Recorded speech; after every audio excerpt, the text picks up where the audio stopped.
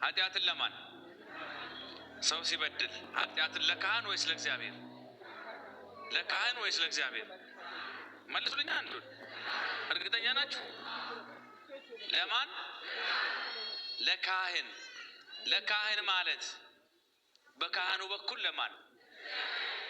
ለምን ተዘዋዋሪ ያስፈልገ? ቀጥታ ለኢየሱስ ክርስቶስ ቀጥታ ለሱ የተቻለ ቀላል መንገድ እያለ የምን ዙሪያ ጥምጥም ነው? ስለዚህ ኃጢአትን አያስፈልግም እንደ አማካሪ ነው እንጂ እንደ መለኮታዊ መመሪያ ተቀብለን ለካህን ኃጢአታችንን አንናዘዝም የሚል ዘመቻ አለ። በዛ ላይ ጥቂት ነገር ብቻ ነግራችኋለሁ። ልብ ብላችሁ ስሙኝ። እውነት ነው እንደተባለው ኃጢአትን ለጌታ መናዘዝ ይቻላል ወይስ አይቻልም የሚለውን መመርመር ያስፈልጋል።